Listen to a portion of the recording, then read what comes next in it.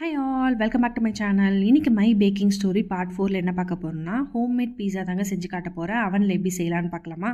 அதுக்கு ஒரு பவுலில் 1/4 கப் வெதப்பான தண்ணி எடுத்துக்கலாம். கூடவே 1 டீஸ்பூன் ஈஸ்ட்டு, 2 டீஸ்பூன் சர்க்கரை சேர்த்து நல்லா இந்த மாதிரி மிக்ஸ் பண்ணிக்கோங்க. தண்ணி கை வச்சா பொறுக்கிற அளவுக்கு சூட்டில் இருக்கணும். ரொம்ப சூடாகவும் இருக்கக்கூடாது, ரொம்ப சில்லுனும் இருக்கக்கூடாது. சக்கரை சாப்பிட்டு தான் ஈஸ்ட் ஆக்டிவேட் ஆகும். இந்த ப்ராசஸை மறக்காமல் பண்ணிவிடுங்க. 10 to 15 மினிட்ஸ் விட்டிங்கன்னா இந்த மாதிரி நல்லா பொங்கி வந்துடும் நிறையா. இதை ஒரு வாட்டி மிக்ஸ் பண்ணி வச்சுட்டு இப்போ நம்ம மாவு பேசிய ஆரம்பிக்கலாம். அதுக்கு ஒரு மிக்சிங் பவுலில் நான் இன்றைக்கி 1.5 கப்பு மைதா எடுத்துக்கிறேன். நீங்கள் மைதாக்கு பதிலாக கோதுமை சேர்த்து கூட நீங்கள் இந்த பீஸாவை ட்ரை பண்ணலாம். இப்போ இதில் 1/4 டீஸ்பூன் உப்பு சேர்த்துட்டு இந்த ஈஸ்ட் மிக்சரை கொஞ்சம் கொஞ்சமாக சேர்த்து நல்லா மாவு மாதிரி பிசைஞ்சிக்கலாம் டோவாக. ஆல்ரெடி நம்ம சேனலில் நிறைய பேக்கிங் ஸ்டோரி போட்டிருக்கேன். டிஸ்கிரிப்ஷன் லிங்க் கொடுக்குறேன், மறக்காமல் செக் பண்ணி பாருங்கள். அது மட்டும் இல்லாமல் நீங்கள் கண்டிப்பாக வீட்டில் ட்ரை பண்ணி பார்த்துட்டு எப்படி இருந்ததுன்னு சொல்லிட்டு கமெண்ட்டில் சொல்லுங்கள். சப்போஸ் உங்களுக்கு எதனா சஜஷன் இருந்தாலும் கமெண்ட்டில் சொல்லுங்கள். அடுத்தடுத்து வர பேக்கிங் ஸ்டோரியில் நான் கொஞ்சம் மாற்றி அதை அப்லோட் பண்ணுறேன்.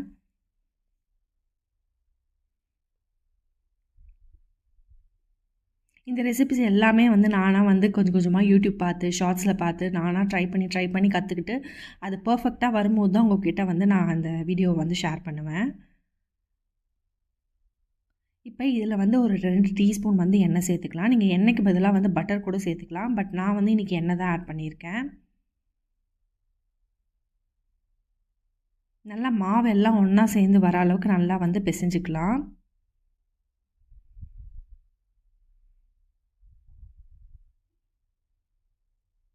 இந்த மாதிரி நல்லா சாஃப்டாக வந்தோடனே இப்போ நம்ம இதை ஒரு ஒர்க்கிங் ஸ்பேஸ்க்கு மாற்றிட்டு நல்லா ஒரு 10 to 15 மினிட்ஸ் நல்லா நீட் பண்ணிக்கலாம்.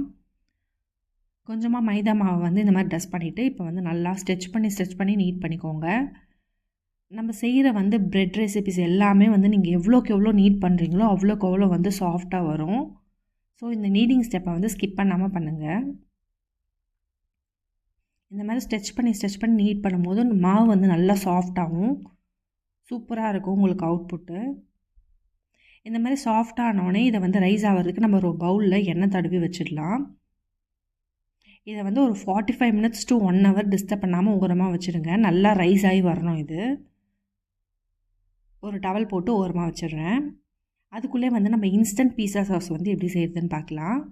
நான் இன்றைக்கி வீட்டில் இருக்க கெச்சப்பையும் மயனீஸையும் சேர்த்து தான் பண்ண போகிறேன்.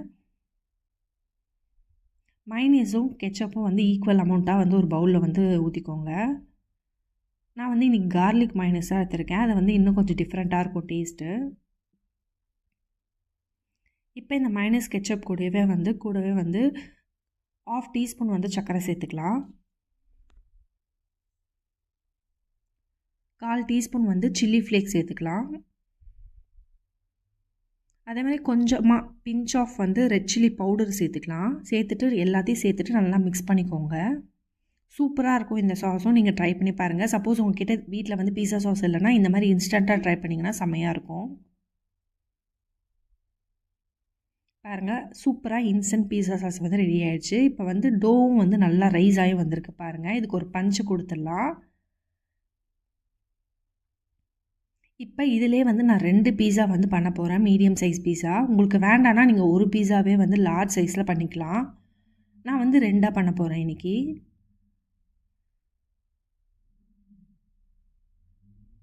இப்போ 2ஆக இது ஸ்ப்ளிட் பண்ணிக்கலாம். நீங்கள் மாவை இந்த மாதிரி அடிப்பக்கமாக சுற்றிட்டே வந்தீங்கன்னா ரொம்ப சாஃப்டாக வரும் மேலே.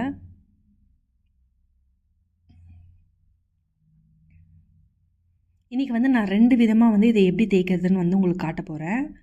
ஃபஸ்ட்டு நீங்கள் எந்த பேக்கிங் ட்ரேயில் பேக் பண்ண போகிறீங்களோ அந்த ட்ரேயிலே வச்சு நீங்கள் இந்த மாதிரி கையை வச்சு நல்லா ஸ்ப்ரெட் பண்ணி விடுங்க. கொஞ்சம் கொஞ்சமாக சைட்ஸில் அப்புறம் சென்டரில் இந்த மாதிரி ப்ரெஸ் பண்ணி உங்களுக்கு எந்த சைஸில் வேணுமோ அந்த அளவுக்கு நீங்கள் ப்ரெஸ் பண்ணி ஸ்ப்ரெட் பண்ணிக்கலாம். பாருங்கள், ஒரு பீஸா இந்த மாதிரி கையிலே நல்லா ஸ்ப்ரெட் பண்ணி சூப்பராக இந்த சைஸுக்கு கொண்டு வந்துட்டேன். இதை ஒரு பக்கமாக வச்சிடலாம். இப்போ இன்னொரு டோ என்ன பண்ண போகிறேன்னு தெரியுமா? அதை இந்த மாதிரி சப்பாத்தி தேய்ப்போல் அந்த கட்டையில் வச்சு நீங்கள் சப்பாத்தி தேய்க்கிற மாதிரியே அந்த ரவுண்ட் ஷேப்க்கு கொண்டு வந்துடலாம். இது அதை விடவும் ஈஸியாக இருக்கும் உங்களுக்கு. இந்த மாதிரி மைதா மாவை டஸ்ட் பண்ணிவிட்டு நல்லா ரோல் பண்ணிக்கோங்க.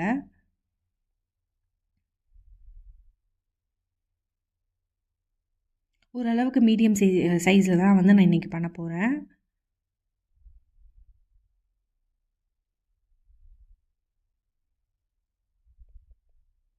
நல்லா வந்து இந்த ரோலிங் பின்னை வச்சு நல்லா வந்து எவ்வளோ முடியுமோ அந்தளவுக்கு வந்து நீங்கள் சர்க்கிள் ஷேப்க்கு வந்து ரோல் பண்ணிக்கோங்க.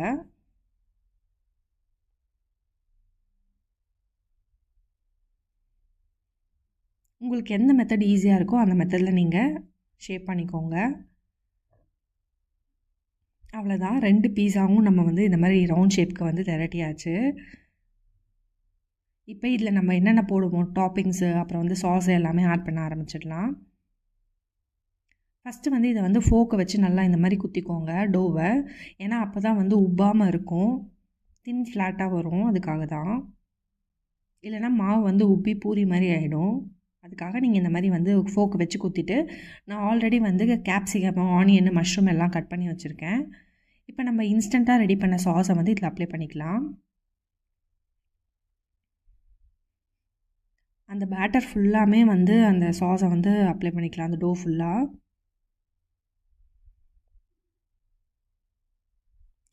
இப்போ இதுக்கு மேலே வந்து நம்ம கட் பண்ணி வச்சுருந்த ஆனியன், கேப்சிகம், மஷ்ரூம் எல்லாத்தையும் வந்து உங்களுக்கு எந்த மாதிரி பிடிக்குமோ அந்த மாதிரி அரேஞ்ச் பண்ணிக்கோங்க.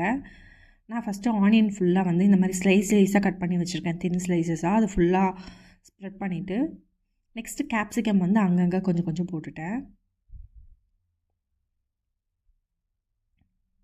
மஷ்ரூம் வந்து இந்த மாதிரி குட்டி குட்டியாக நறுக்கி வச்சுருக்கேன். எதுக்காக பெருசாக வச்சோன்னா வந்து பசங்க வந்து அது தனியாக எடுத்து வச்சுருவாங்க. அதனால் வந்து இந்த மாதிரி குட்டி குட்டியாக நறுக்குனா அந்த சீஸோடு அது மிக்ஸ் ஆகிடுச்சுன்னா அவங்க வந்து எடுக்க மாட்டாங்க. அதுக்காக தான் இப்படி பண்ணியிருக்கேன். இதே மாதிரி இன்னொரு பீஸாவையும் நான் வந்து ரெடி பண்ணிக்கிறேன். இதில் நீங்கள் கார்ன் ஆட் பண்ணிக்கலாம், ஆலிவ்ஸ் ஆட் பண்ணிக்கலாம், எது வேணால் உங்களுக்கு பிடிச்ச வெஜிடபிள்ஸை நீங்கள் ஆட் பண்ணிக்கலாம்.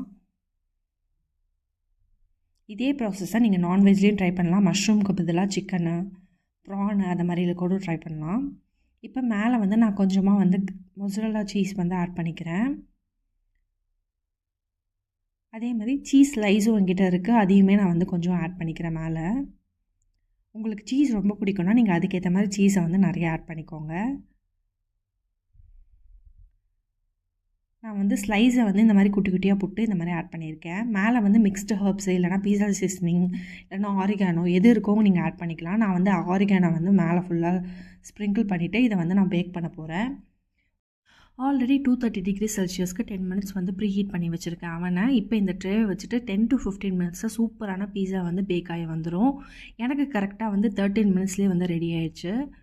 சீஸியான சாஃப்டான பீஸா வந்து வீட்டிலே வந்து இன்ஸ்டன்ட் பீஸா சாஸை ரெடி பண்ணி செஞ்சுருக்கோம். கண்டிப்பாக நீங்களும் ட்ரை பண்ணி பாருங்கள். ட்ரை பண்ணிவிட்டு எப்படி இருந்ததுன்னு கமெண்ட்டில் சொல்லுங்கள்.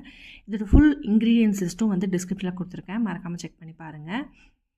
தேங்க்ஸ் ஃபார் வாட்சிங். இன்னொரு பேக்கிங் ஸ்டோரியில் பார்க்குறேன். பாய்.